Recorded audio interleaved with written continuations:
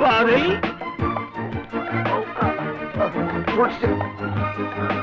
അയ്യോ, കൈ കൈ കൈ കൈ കൈ ഒന്ന് താഴെ വെച്ച് താഴെ വെച്ച് കൈ അങ്ങ് മരവിച്ചു പോയി.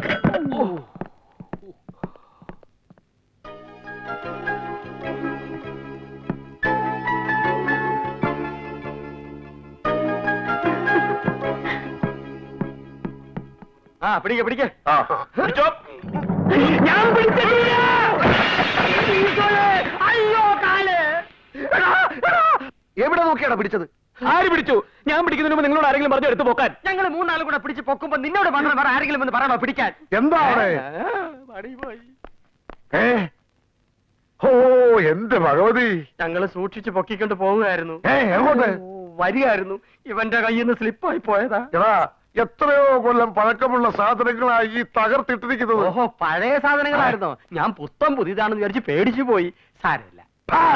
കൊട്ടാരത്തിലെ ആന്റിക് സാധനങ്ങളെല്ലാം പൊട്ടിച്ച് തവിടുപൊടിയാക്കിയിട്ട് ഇപ്പൊ സാരമില്ലെന്നോ? എടാ സുന്ദരേശ, എടാ സുന്ദരേശ, ഇവനിത് എവിടെ പോയി കിടക്കുക? സുന്ദരേശ, ഇത്രയും അടുത്ത് നിന്നിട്ട് എന്തിനാ കഴുത ഇങ്ങനെ കാണുന്നത്? അടുത്തേക്കല്ല കഴുതേന്റെ ഒച്ചെടുത്ത് വിളിക്കുന്നേ. നീ ന്യായമൊന്നും പറയാണ്ട് ഈ സാധനങ്ങളെല്ലാം ഇവന്റെ പേര് പറ്റരുത്. നശിപ്പിച്ച സാധനങ്ങളെല്ലാം വില ഈടാക്കാണ്ട് ഇവരെ പുറത്തയക്കണ്ട. തമ്പു ഒന്ന് പറഞ്ഞ് മനസ്സിലാക്ക. താൻ വന്ന് പറ്റു പുസ്തകത്തിൽ ഒപ്പിട്ടിട്ട് പോയിക്കോ. സാധനങ്ങളുടെ ലിസ്റ്റ് ഞാൻ അവസാനം എഴുതി ചേർത്തോളാം. ഇനിയും പൊട്ടിക്കാനുണ്ടല്ലോ മാർക്ക്.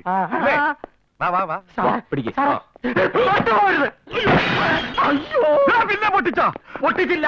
പുരാവസ്തു ഒരിക്കൽ കൂടി തറ വിടാതാ. ഞാൻ മതി രണ്ടോ പൊട്ടി വന്നോളാം. ഇനി ഇവിടുത്തെ സാധനങ്ങൾ വല്ലതും കൈകൊണ്ട് തൊട്ടോ ആ കഴിഞ്ഞ വെട്ടിക്കളെ. നിന്നെ ഒന്നും പിരിച്ചുവിടാൻ പറ്റാത്തോണ്ട് എന്റെ കുത്തുവാൾ അടുപ്പിക്കാന്നുള്ള വിചാരം.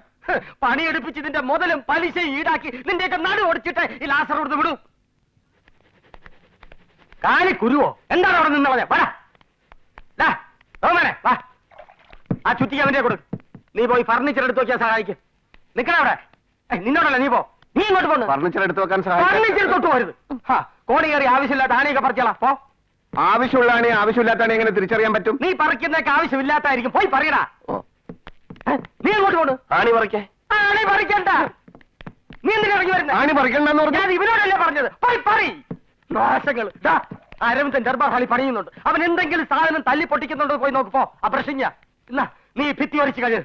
ആഹാ, അയ്യോ, ഭിത്തിക്ക് നോവും. ശക്തിയാക്കി തേച്ചൊരച്ച് കഴിയട കഴുതേ.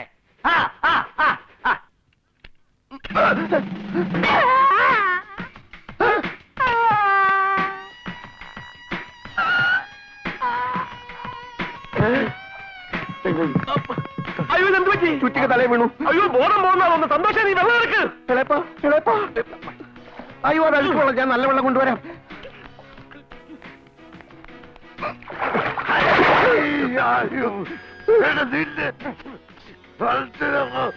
ഇളയപ്പന്റെ തലയിൽ ചുറ്റിക വീണു.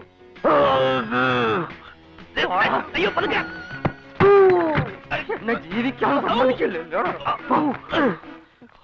മതി, ചെയ്തെടുത്തോളം പണിയും സഹായം ഒക്കെ മതി. ഇനി ഇവിടെ നനങ്ങി എല്ലാത്തിന്റെ കൈയും കാലും ഞാൻ പറ്റും. എടാ കുഞ്ഞപ്പ, നോക്കിക്കോണം. ഇനി അവന്മാരോട് നനങ്ങിയാൽ അപ്പൊ എനിക്ക് വരും തരണം. ആ കാര്യം ഞാൻ എത്തി. ഒരച്ചോട്ട് നോക്കടാ.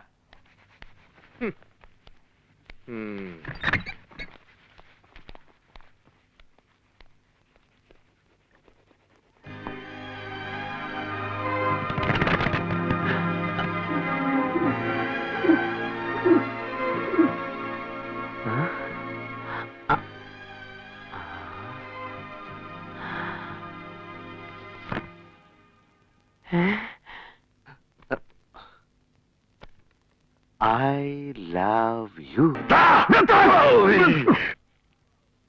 എടാ, നീയൊക്കെ പാട്ട് കച്ചേരി നടത്താൻ വന്നതോ അതോ പെയിന്റ് പഠിക്കുന്നതോ?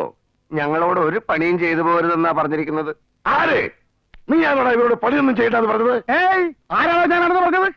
സാറല്ല, ലാസർ ഇളയപ്പൻ. എടോ മാപ്പിളെ, ലാസർ മാപ്പിളെ, എന്തോ ഇതാ വരുന്നേ. ഇവന്മാരെ എന്തിനാ ഇവിടെ കൊണ്ടുവന്നിരിക്കുന്നത്? അയ്യോ, അവന്മാര് വീണ്ടും വല്ലതും താർത്തോ? എടാ കുഞ്ഞപ്പ, ഒന്ന് താർത്തല്ലേ മേശരി. പാട്ട് പാടിയതാണ്. പാട്ടോ? എടാ നീ പാട്ട്. എടാ നിന്റെ അടുത്തല്ലേ മേല പാട്ട് പാടരുതെന്ന് ഞാൻ പറഞ്ഞത്. ഇനി തൊള്ള പറഞ്ഞ അണ്ണാക്കി പെയിന്റ് ഞാൻ കുറിക്ക് പറഞ്ഞേക്കാം. മാധവമാമ. ഓ, അയ്യോ വിളിക്കുന്നു. പണി പോയി. ആരാ പാടിയത്? അതിവിടെ ആ പെയിന്റുകാരെ ചെറുക്കൻ അറിയാതെ പാടിപ്പോയല്ല പപ്പിക്കുട്ടി. ഇനി ശല്യമൊന്നും ഉണ്ടാകാതെ ഞാൻ നോക്കിക്കോളാം. ശല്യോ? നല്ല പാട്ടായിരുന്നല്ലോ, എന്തിനാ തടഞ്ഞത്? അവരോട് പാടാൻ പറ. ആ ആ എന്താടാ പപ്പിക്കുട്ടി പറഞ്ഞാ കേട്ടുകൂടെ നിനക്ക്? പപ്പിക്കുട്ടി പാടാൻ പറഞ്ഞ പാടിക്കൊള്ളണം, ആടാൻ പറഞ്ഞ ആടിക്കൊള്ളണം. അതാണ് ഇവിടുത്തെ നിയമം. എടാ നിന്നോടല്ലേ പാടാൻ പറഞ്ഞേ?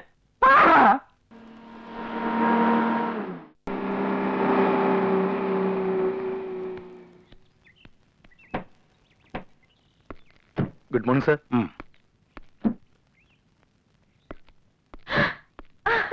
Hi daddy, how are you? കാണുമ്പോഴേ ഉള്ളൂ ഈ സ്നേഹവും വാത്സല്യവും ഒക്കെ. കഴിഞ്ഞ 6 മാസത്തിനിടയ്ക്ക് ഒരു ദിവസമെങ്കിലും ഡാഡി എന്നെ ഓർത്തോ? എന്റെ മോളെ ഓർക്കാത്ത ഒരു ദിവസമെങ്കിലും ഉണ്ടാവോ ഡാഡിക്ക്? അതുകൊണ്ട് ഇത്തവണ ഡാഡി ഒരു തീരുമാനത്തോടെ വന്നിരിക്കുന്നത്. കല്യാണം കഴിഞ്ഞ് നിങ്ങളെ രണ്ടുപേരെയും കൊണ്ട് ഡാഡി ഇനി ലണ്ടനിലേക്ക് പോകുന്നുള്ളൂ. എന്താ ശേഖര ഇങ്ങോട്ട് വന്നില്ല? അതിന് മുമ്പേ തിരിച്ചു പോകാൻ തിരക്കായോ? ഒരു തിരക്കുമില്ല. പപ്പിക്കുട്ടിയുടെ കല്യാണം കഴിയുന്നവരെ ഇനി ഒരു പ്രോഗ്രാമും ഇല്ല എനിക്ക്. ആ യാത്രയൊക്കെ സുഖമായിരുന്നോ? ആ, ഒരുക്കങ്ങളെല്ലാം കഴിഞ്ഞോ? ഗൂഡല്ലൂർ കൊട്ടാരത്തിലുള്ളവരൊക്കെ വൈകിട്ടെത്തും, പുറപ്പെട്ടു എന്ന് വിളിച്ചറിയിച്ചിരുന്നു. വരൂ.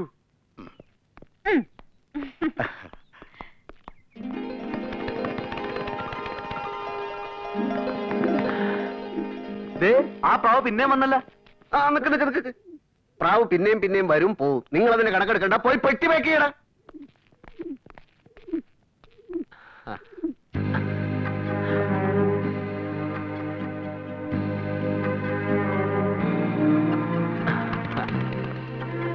എനിക്ക് തനിച്ചൊന്ന് കാണണം.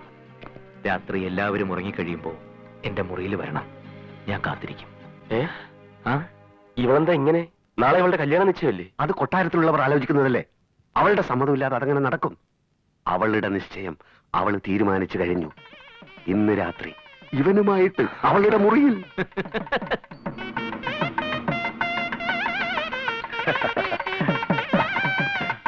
നമസ്കാരം. നമസ്കാരം. വരൂ. Please come. നമസ്കാരം. വരൂ.